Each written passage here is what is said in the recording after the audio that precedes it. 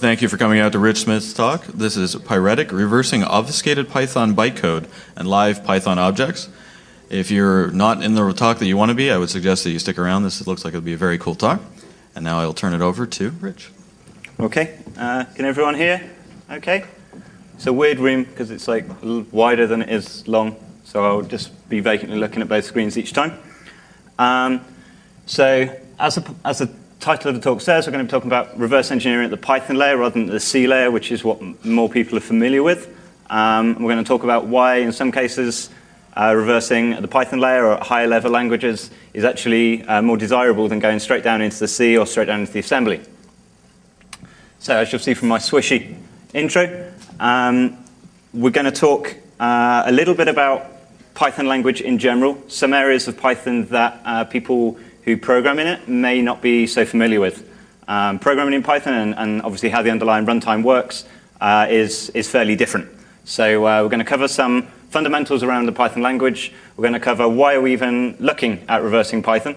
We're going to talk about the anti-reversing technologies and techniques that people are starting to put in place to stop people reversing out Python. And then obviously we're going to talk a little bit about the toolkit that I've pulled together to evade some of these existing anti-reversing techniques. And all being well, there'll be a demo that will work. So, why are we reversing Python? Why did we even bother with the task of going at the Python layer rather than just going straight down, dropping into a debugger and looking at C?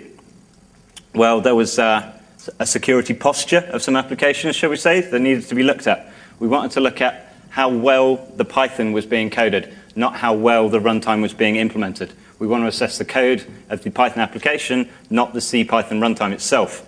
Obviously, working at the Python layer allows you to assess the application's code as opposed to looking at the underlying runtime's code. That's not to say that there aren't bugs in the underlying runtime that are worth finding, but it's a different task. And we found that a lot of the available tool sets worked fine on standard Python. If it was standard bytecode that was produced in the normal ways, the decompilers and everything that was around worked well. As soon as there was any attempt by the author of the code to try and change things around a little bit, to obfuscate, to do some anti-reverse engineering techniques, everything fell down. And that's mainly because there hasn't really been a huge amount of work done on this. There hasn't been necessarily a huge need, because a lot of the Python code is obviously distributed in its source code format as a .py. You don't need to reverse it. But obviously, things are changing. People are using Python in increasing amounts, and people are using it for commercial applications in increasing amounts. So if we look in a general case, what are the changes? What are the trends? Well, none of this should be a surprise to anyone. People are moving away from C and C++ for exactly the same reasons that half of the talks at this conference are happening. Is because C and C++ is hard. People have to do a lot of their own management. They'll go to higher level languages. Obviously, Python's one example, but there's a lot of people working in Ruby, Lua being huge in the scripting engines for games, etc. And a lot of the high-level things that we'll talk about today apply just as much to other high-level scripting languages, and in some cases even up to kind of C#, .NET type languages. So we're exemplifying it with Python, but you can take the principles and you can apply it to any other high-level languages. There's also been significant changes with how software's been distributed. 5 years ago, everything, you downloaded a binary and that was all the software. Now it's obviously software as a service, Web 2.0, the cloud, all the new buzzwords. Everyone gives you a small client app that then goes into their service online. It's a portal. A lot of the logic is kept online. Everybody has REST APIs, etc. So there's a huge shift in how the software is actually being distributed. This shift means that a lot of the reverse engineering methodologies and approaches also need to shift. There needs to be updated thoughts around how the best way to go around reverse engineering in this new environment is with higher level languages, with more service-oriented distribution models. Overflows aren't the only bugs. There's a huge amount of bugs that can be very, very useful that aren't overflows, that aren't Nico-style heap attacks. They are just plain logic flaws in the source code of Python or Ruby or whatever. And if you've seen any of the talks, probably some later today, and certainly in the programmatic track yesterday, the return on investment, the amount of effort that needs to be put into reversing a modern memory corruption bug is huge. 6-12 months worth of dedicated research time, that's expensive.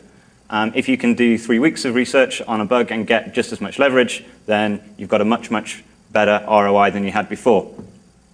A lot of tools, techniques, are very C-centric. Everyone's come up through the schooling of there's a compiled binary and it can't go back to where it came from without a lot of work. Obviously, modern languages are all reflective.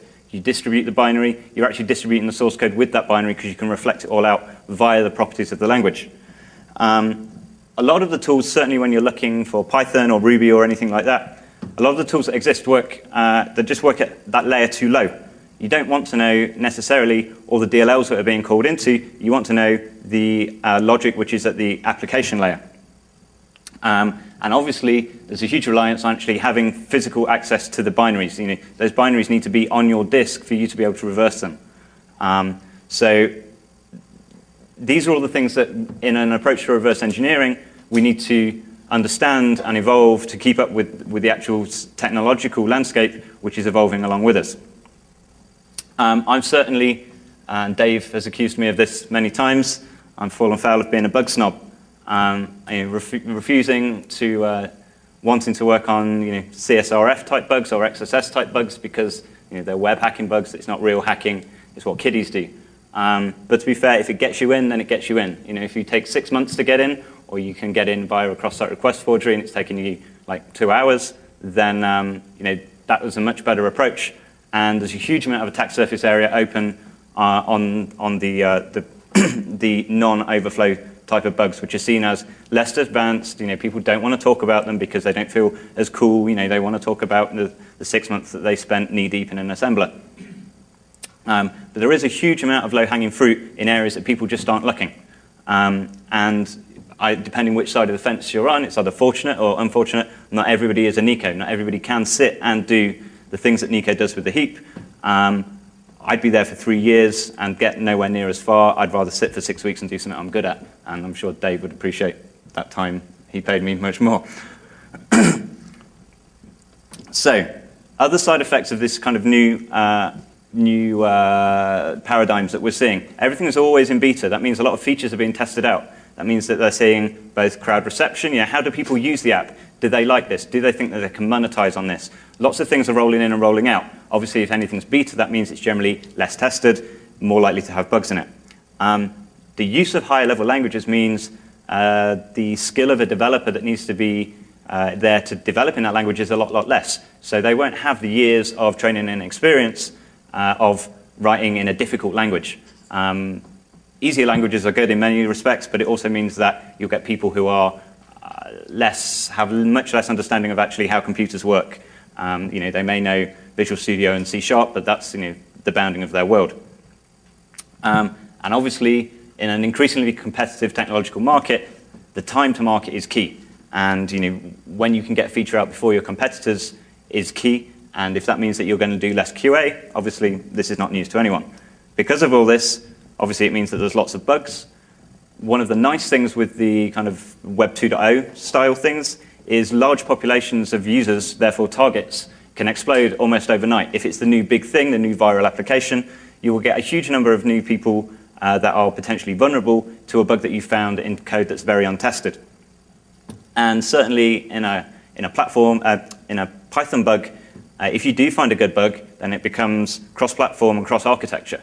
If you find a bug in a particular version of Windows, you have to do a lot of work to make that reliable across language packs, different service packs, different versions of Windows. If you find it in a high-level language and it works, you've got a full cross-platform bug. The same code can work on an Android phone as works on a MacBook. Now that's great. I mean, again, talking about return on investment, one set of development and you've compromised everything that uses that code. And people use Python and high-level languages because it is cross-platform and they don't have to redevelop for all those platforms. So another thing just maybe to think about as going through is, there's a lot of talk about, we're more secure than ever. People have put more effort into the security and their QA and their development processes than ever. But I think it really depends on what metrics that you're looking at. If you're looking at number of lines of code, there's more lines of code than there's ever been. People who think they can code, there's more people who release code, who work for companies, and I'm sure you're all sitting there smiling, knowing that there's a bunch of people where you work that should never be let near a computer, yet they release development code. Obviously, everything's a lot more connected than it's ever been. Everything now is Web 2.0. Everything has got to do something with the cloud. And obviously, the pervasive of technology just throughout life is more than ever. So when people are saying that we're winning the battle, obviously, out in the forum area, you'll get a lot of people telling you via a lot of expensive snake oil that this will make you secure. Actually, when you look at the bigger picture, that might not be so true. What won't be discussed, if my clicker will work, there will be no dropping of commercial application code or bugs from commercial application code which the tool has found. The lawyers don't seem to agree that what goes on in Vegas stays in Vegas. They tend to chase you after Vegas and then make your life hell. So we won't be dropping any bugs today. Find your own bugs, use the toolkit. So what are other good reasons for reversing at a higher layer? You're closer to the information. You're not looking at the data which the intermediate runtime and therefore compiler created for you. You're looking at what the developer coded. And that's where the bugs are going to be. We've already said that there are likely to be bugs in the runtime, and obviously there are bugs in the runtime, but the easier bugs to find will certainly be from the 18-year-old coder who's done a summer internship at the bank, and now that's their new application that is controlling everything across their infrastructure. So obviously, if we look at this is just a standard debugger, immunity debugger, looking at some Python code. There's a huge number of layers between the actual Python code and the coder and how it executes in at the assembly layer. I'm not sure if you can see that very well, but you should be able to see like a bunch of calls into the Python 2.5 DLLs, just showing you that there's a huge amount of inference between you and the actual logic behind there. What's more interesting in my point of view is obviously every language has its own quirks and flaws and weird ways of doing things. Python and high-level languages are no exception. C is obviously, people have done years of research on how exactly the C implementation works. Python is no different than this. There are weirdness in Python, and lots of people make very key mistakes because the people that are programming in Python are often less savvy technically, will see that the program seems to be working right, but don't necessarily understand how it's working properly at the lower layer. So a couple of just kind of classic example bugs. This kind of primitive, anybody want to shout out what the bug is in this bit of code? Anybody not too hungover to be able to shout for that? Correct, yeah. So we're talking, if it will click, we're talking a class versus an instant attribute. So the var variable is defined at the class layer, so this means it will be shared between all instances. So you can see that we've, foo and bar, you would imagine that if you looked at foo var and bar var, you would have 10 and 20, but actually you have the coalescence between the two. Now, this is a silly example, but depending how that object is used, that could give you leverage. Certainly in situations where it's kind of a shared service, if that class is instantiated once and then children of that are set with different users, you can get access to other people's objects. Most developers, certainly most kind of Python-oriented developers, and if you add they're a web Python developer, they've got no idea about this kind of stuff. Another example, whoever over there who seems to know his Python, I want to